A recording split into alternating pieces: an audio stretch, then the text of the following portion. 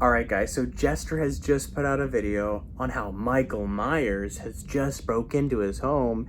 He's been notified on his surveillance and he decided to drive home because he said he was just nearby. So he arrived at his house just a few minutes later, but we all know that this is just a guy he probably hired to dress up as Michael Myers.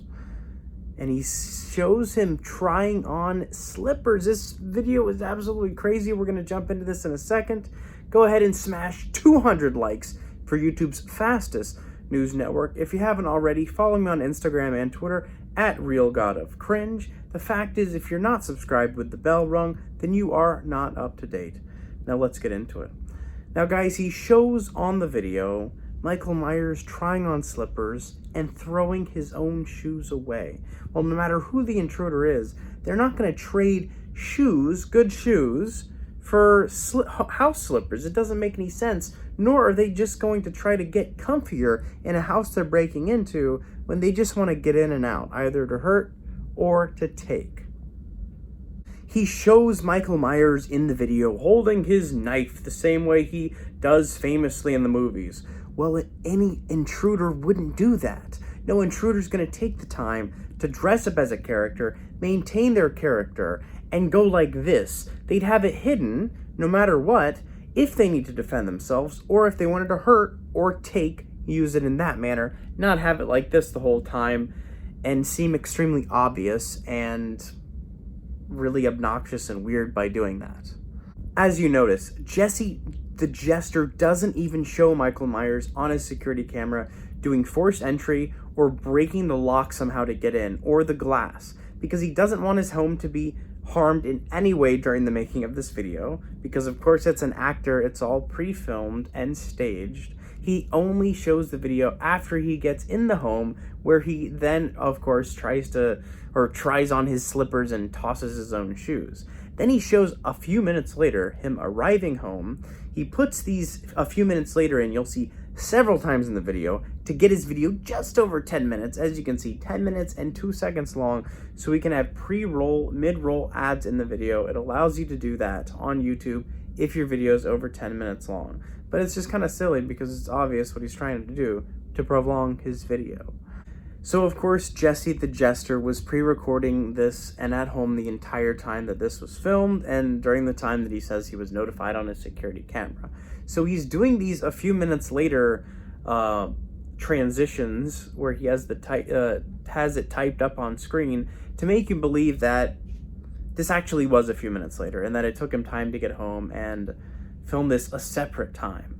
But we all know better. Jester also says that it's 3:30 a.m. in the morning, when clearly he's not showing the time anywhere, and he actually passes a clock on the wall that he could have shown the actual time of. So you kind of screwed up there, Jester.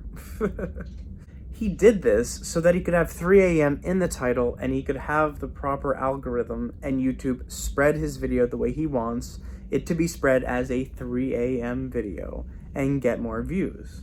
So he says he's going into the basement because he saw Michael Myers on the security footage go into the basement after slipping on his slippers. But when he goes into the basement, he films Michael Myers behind the door, and he's clearly looking at his camera as he's filming, so he would have seen it, but he pretends as if he doesn't see it, and then goes to get his friend to pull him out of the basement, saying, "Oh no, Michael Myers is here," and then adds a sound effect when editing the video, proving and showing that Michael Myers is in fact there, also proving that he knew the entire time that Michael Myers, his actor, was there, and just pretended as if he didn't see it, and it just passed by the camera.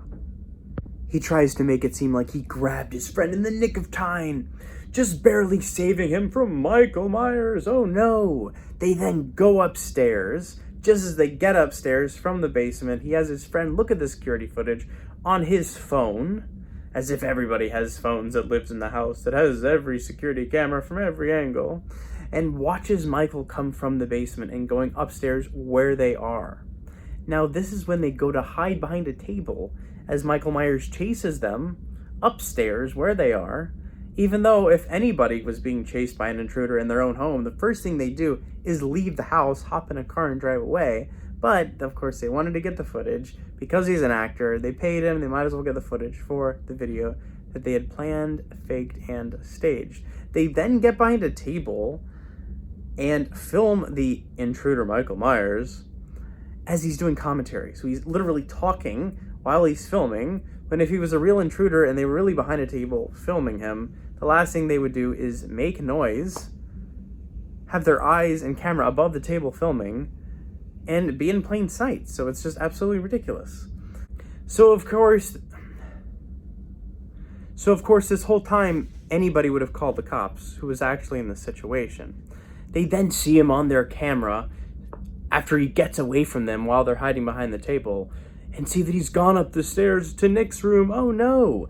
They then go after him, go into Nick's room, their other roommate, and as he's about to get rid of Nick and off him, he bops him over the head, Jesse does, and saves Nick, even though he had plenty of time to hurt Nick if he really, really wanted to, if it were real. And then his other roommate that he was with the whole time says, "Oh my gosh, you hit him right in the face, good job."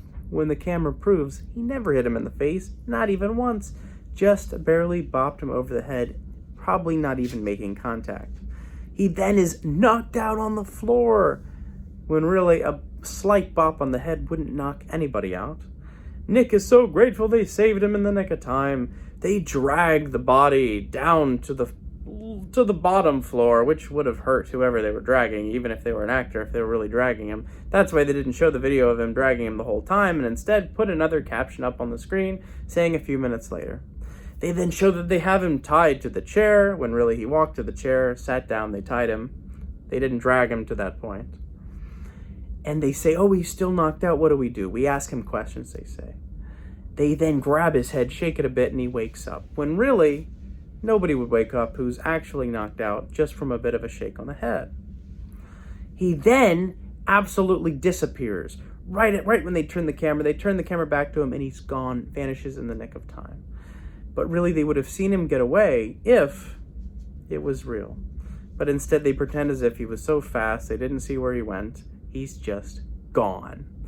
So they go and they hide in a room. All three roommates hide in a room and say, "Oh, we hope he leaves. We hope he just leaves." But really, any intruder that was in your house, you wouldn't hide in a room. And if you were hiding in a room, you'd call the police immediately. You wouldn't hope that he leaves if he's actually who you say he is, with a knife. So it's absolutely ridiculous. They then shout out their YouTube channels because, and they're whispering this whole time, but they wouldn't be whispering, making any noise at all if there was really an intruder in the home. They'd be 100% silent.